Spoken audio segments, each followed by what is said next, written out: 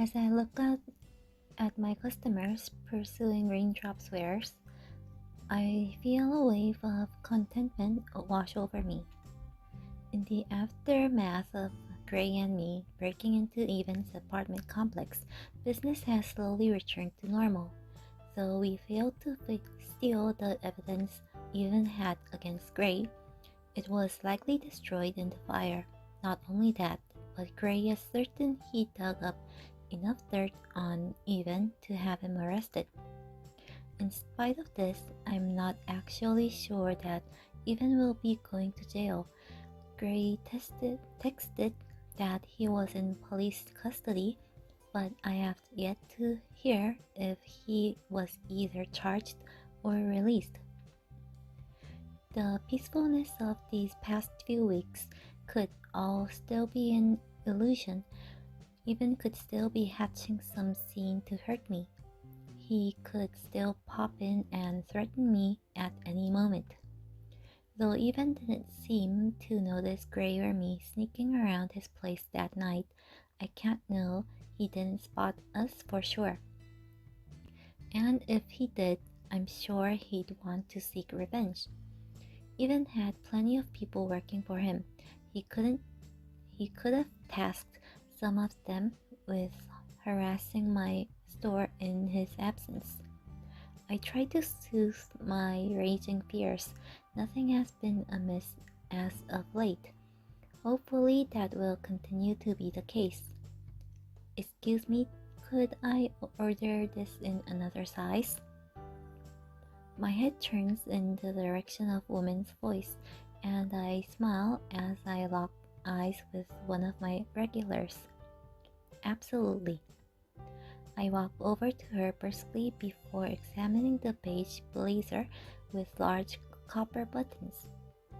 Anything else you'd like to change? The fabric or the color, maybe? No, it's wonderful just as it is, like always.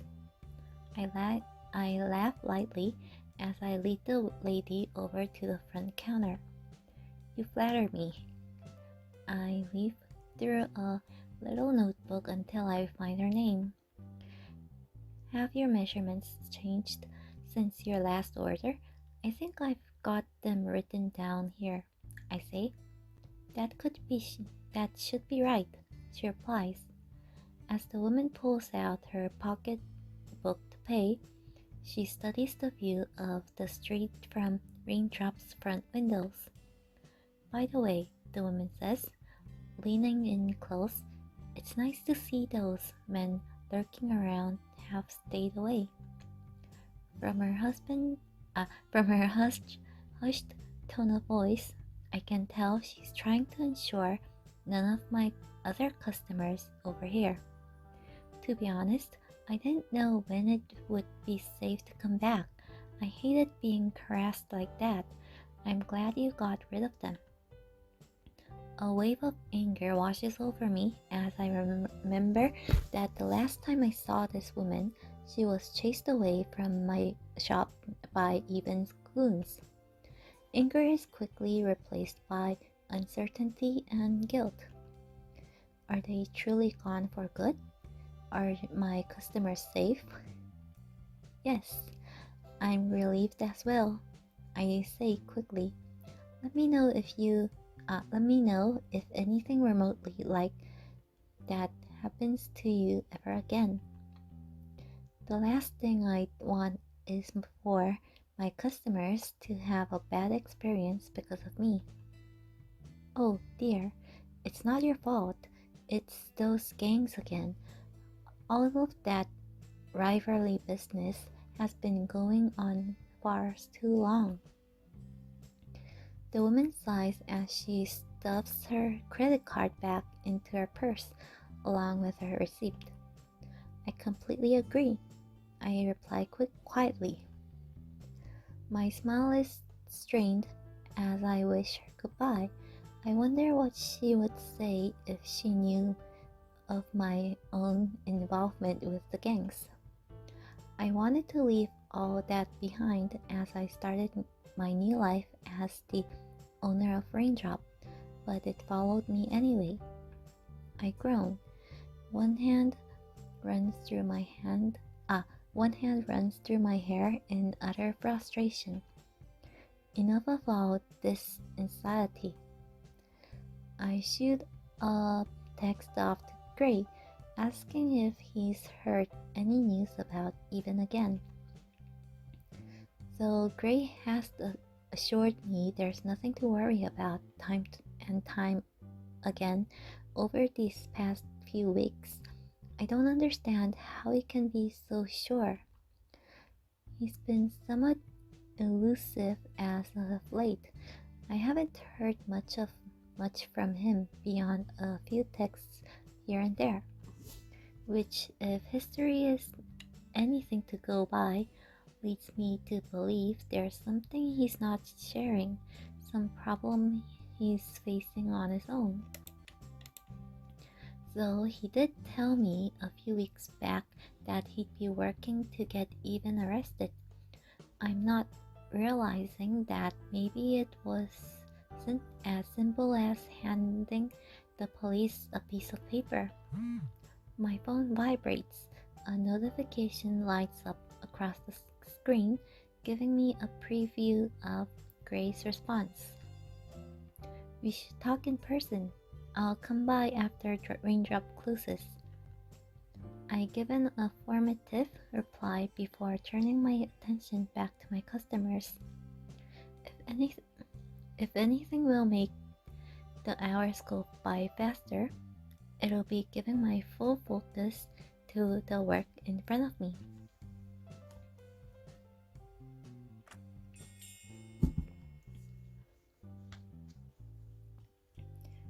Before the door can fully close behind the last customer leaving, Gray bursts through the front entrance and makes a beeline for me. You're early, I note. As he reaches me, Gray swoops in to kiss me. But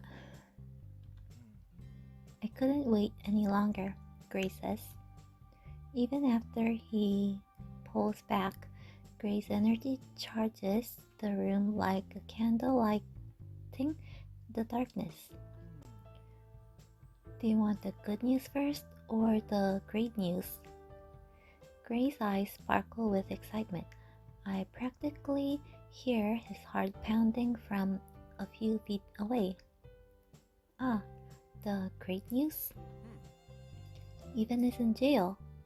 Gray beams, officially. His announcement hits me like a punch to the gut. I search for the nearest chair, needing to sit down to process this. How? On what charge? I ask, flabbergasted. Gray casually shrugs his shoulders. Drug trafficking? Believe it or not. My jaw drops so fast and so far open that for a moment I feel it'll hit my throat. What? I nearly shriek. Since when has Even been selling drugs? Apparently, he's been quite successful at it for quite a few years now, Gray remarks, which helps explains why he was so insistent you sell him this shop to launder through. He must have been desperate for new avenues. My mind, still reeling from these reveals, races to process the new information. Gray, how long have you known about this? There's a hint of doubt in my tone. Gray's eyes scrutinize my expression, trying to guess what I'm thinking. I've had a feeling he was up to more than just poker for a while now, but I didn't know the details until recently. Not until we broke into his place. If I had known, I wouldn't have been in business with him, Gray says firmly. I nod, feeling some relief as well as guilt for doubting Gray. So you turned over what you found that night to the cops? Gray shakes his head firmly. I wish it was as simple as that, but I was determined to be thorough. The documents I found proved Gray even was laundering money, but I knew there was more to be found. Gray continues. The more he's charged with, the better the chances he goes away, leaves us alone, right? So I did some digging. There's a dark glint in Gray's bewitching silver eyes. I found the warehouse he was operating in and the drugs he was trafficking through there. I brought the police right to his door.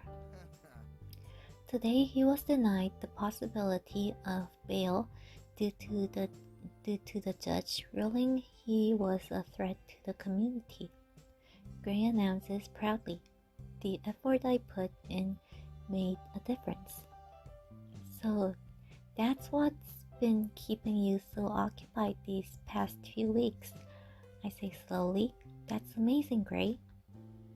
Though I am truly impressed with his work, I can't seem to shake the frown forming on my face. I wish you would be more open with me, I confess. It's hard when it feels like you'd rather ghost me than tell me what's going on in your life. You've been doing this a lot lately when there's something you're struggling with on your own, and now I can't help but get anxious when I haven't heard from you in a few days. I rake a hand through my hair, messing up my parted locks. I don't like worrying about you so much, Gray. I wish you would talk to me with whatever it is you're dealing with. Gray places his hands on either side of my face, cupping it gently. Hazel, I never meant to make you feel anxious. Maybe you get tired of hearing this, but I do just want to protect you. If you want to be looped in, I can do that, but you have to promise me that you'll trust me when I say a situation is too risky and not get involved. My face scrunches as I consider the compromise. Okay, I relent. So, what's the good news? Gray's charming grin resurfaces. His shoulders straighten and his chest becomes more prominent. I got a job. You did? I gasp. Gray, that's amazing news. What will you be doing? I sit straight to attention, wanting to hear every word. Bartending, believe it or not. Remember that fight at Wasted between the Academy and Riverside gang? Grace asks. I nod solemnly. That night is seared into my memory. The frantic phone call from Nikki, Riversiders destroying our turf. Gray finding out about my persona as a rival gang leader.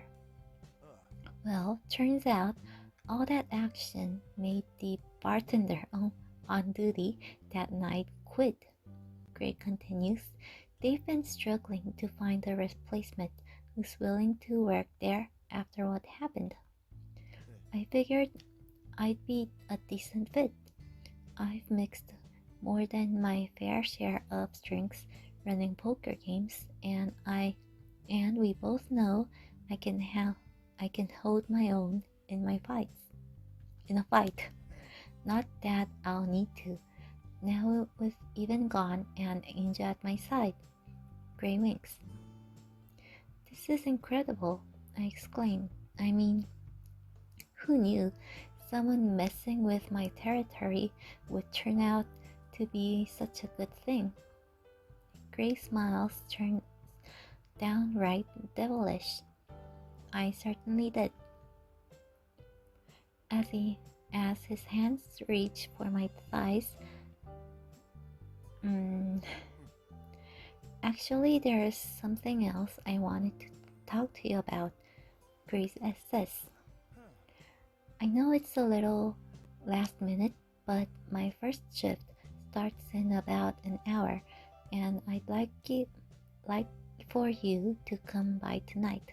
See me in action. Oh, sure, I say. I glance over at the glassy clock mounted to the wall and note the time. I'll be there.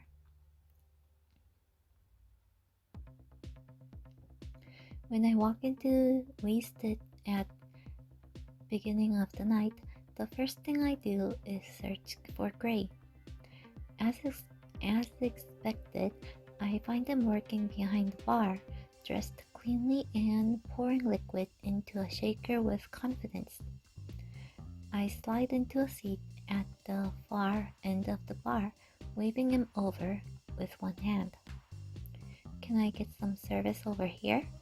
I say loudly. Gray's eyes snap over to me, instantly softening when they meet mine.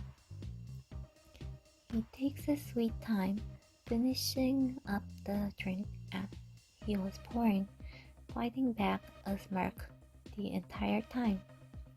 I drum my nails against the bar top, feigning impatient. Sorry to keep you waiting, miss. What can I do for you tonight? He says after he finally saunters over. I stand up, leaning over the bar to whisper something downright dirty into his ears. What do you think? Can you make that for me? I ask innocently. As I sit back down on the bar stool, I swear the tips of Gray's ears are tinged pink. I can check the back to see if we have it in stock. Want to come in? Want to come with? He teases. Before I can respond, I feel a sudden tap on my shoulder coming from behind. I swivel in my stool to find Sarah right behind me and Jed just a bit further away. Hey, I say surprised. What a coincidence. I didn't expect to see you two here tonight.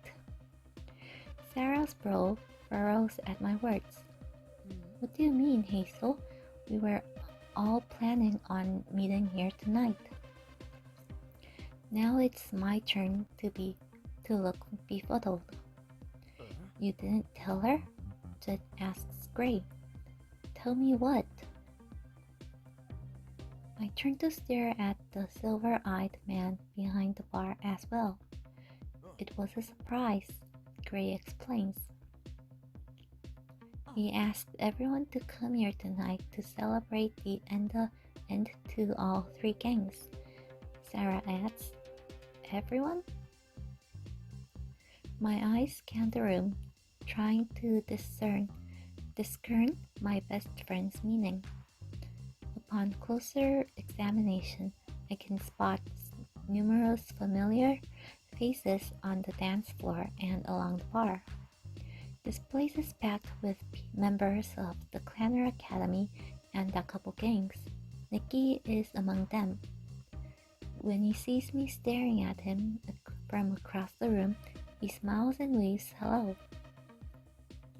Now that Evan's out of the picture, I figured it's time for you and I to retire from being the Phantom and Angel. Gray continues. We're going to embrace our new titles instead. Before I can ask Gray what he means, he disappears into a room marked as staff only. In the next moment, the volume of loud music pumping through Wasted's speaker is halved. As the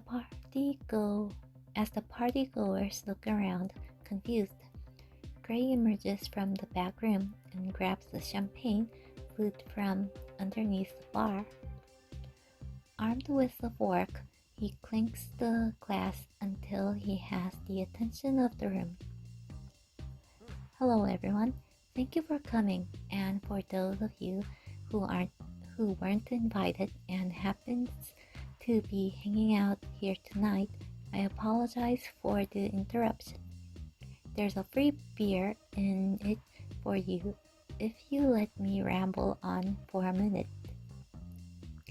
And just like that, the room happily gives its attention over to Gray for the time being. Dozens of eyes are upon him as he steps out from behind the bar. Tonight, we celebrate the first day of the rest of our lives. He falls silent for just a moment, letting the anticipation build. Tonight marks the end to the Riverside gangs that's been terrorizing Clanner since our high school days. Even is gone, and after everything that happened, no one has wanted to take his place. As a result, the Riversiders decided to disband. That announcement incites some cheers from the crowd. Gray waits until they die down to continue. As leader of the Dakapos, I've decided it's time for our gang to follow suit. The Phantom is retiring, and we're all moving forward with our lives. Gray stares out in the audience with a stern look, as if daring a Dakapo to defy him. None do. Instead, my days will be better spent with Hazel, who has been trying to leave gang life behind her for a decade now. As some eyes glance over me, I straighten my posture and stare back. I give a brief nod, letting them know that Gray is communicating my wishes. My days as their gang leader are over. Gray briefly pauses his speech, looking at me as if to ask if there's anything I want to say. I'm happy to help you all if you need it in your own lives, like you helped me, but that'll be as Hazel, not as Angel. The Clanner Academy gang is no more. I broadcast clearly. Many of those from the academy nod in understanding. Nikki is among them. Together, we're going to start a new future. Gray's tone of voice lifts considerably, altering the atmosphere of the room along with it. And for Hazel and I, that'll be as boyfriend and girlfriend. As cheers erupt amongst our audience once more, I feel a blush creep along my neck. We've never officially labeled ourselves as a couple until this moment. I can't stop the goofy grin from spreading across my face as I watch Gray command the crowd. When I first met Hazel, I could see she was beautiful and confident. I wanted to get to know her, to spend time with her. As I did, I learned what lies underneath. Gray locks eyes with me, his warm gaze full of affection. Hazel, your determination, perseverance, and passion are awe-inspiring. You've made me want to be a better man, to seek out new opportunities. I wouldn't be standing here today without you, and trust me when I say there's nowhere else I'd rather be. I'm finally heading down a path I can be proud of. I blink back, the tears pulling at the corner of my eyes as I listen to Gray's kind words. To hear such high praises from the man I love and respect almost overwhelms me. As I beam to him, Gray smiles back before looking back at our now former gang mates to close out his speech. So let's drink in celebration of starting the new phase of our lives. Everyone, the best is yet to come. To Gray and Hazel, Jet shouts. To the former angel and the phantom, Nikki yells. The, the power couple, Sarah cheers.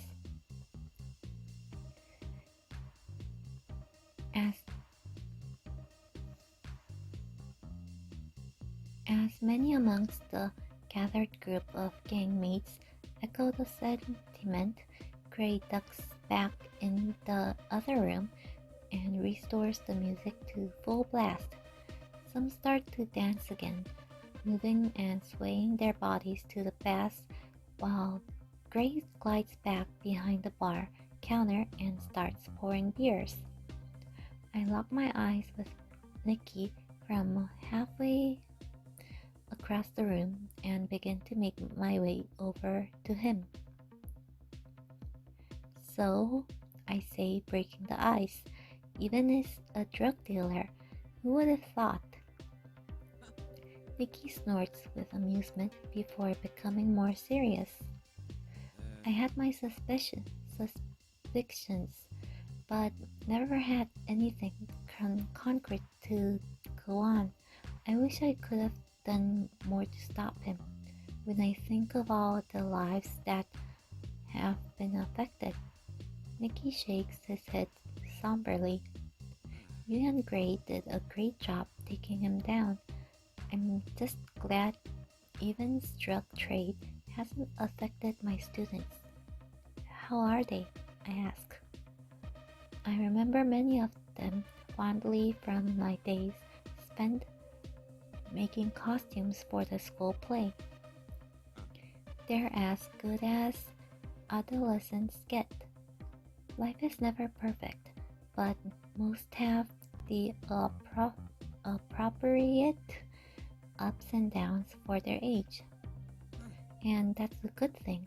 We don't want them dealing with the same stuff that us old people have to handle, Nikki says with a laugh. Tell me about it. I can't believe we're hitting our late 20s. The years seem to go by faster and faster. I sigh. Tell me about it. If you would have told me 10 years ago that I'd be dancing in the room with the couples today, I would have called you crazy. I would have called me crazy too. I laugh. As the two of us gaze out at the dance floor, chock full of mingling former academy and the couple gang members, I already start to feel nostalgic for this time. We've put so much effort into helping each other, being there for one and another. Now we're on our own, left to find a new pathway forward. We'll stick together. I'm sure of it. This isn't the last time we'll all get together, Nikki says confidently. I blink, surprised by him practically reading my mind. The things we've seen and done over the years, that's unique to this group of people. No one else will completely understand what it was like to be a member of our gangs. That's a powerful draw, Nikki explains. Just wait, Hazel. This is the first night of many to come, Nikki assures me. I hope you're right, I say honestly. I know I am, he winks. Hazel, come dance with me, Sarah shouts. She maneuvers over the dance floor until she comes upon Nikki and me. Where's Jed? I ask. I scan the crowd for his tall form, eventually spotting him over at the bar with Gray. I told him to get another drink for a while. I want to dance with my best friend, Sarah grins. Go ahead, Nikki says. I was hoping to catch up with some friends before they left Owen anyway. Are you sure? I asked. "You could come dance with us." "Maybe in a little while." I wore myself out before Gray gave his speech. Nikki explains. "See you guys later." Nikki takes his leave, abandoning me and Sarah and her infectious energy. I let out an exaggerated sigh.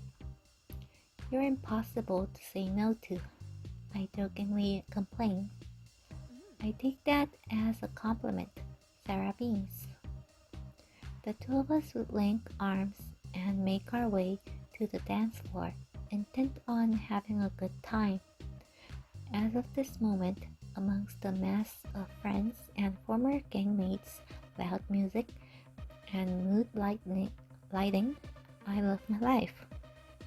When Gray bumped into me on a street corner a decade ago, there's no way I could have possibly predicted the impact he'd have on my life.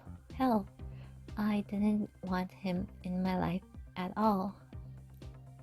And so, leadership of Clanner Academy Gang was thrust upon me both then and now. It served to bring us together and force me to open up to him. I'm grateful for this chapter of my life, for having the opportunity to act as Angel. I'm also relieved that it's closing, leaving me with Raindrop, Gray, and my friends to start anew. It finally feels like I have the opportunity to focus on what I want and on what makes me happy. Starting now, I'm going to make the most of it. It's going to be one hell of a night.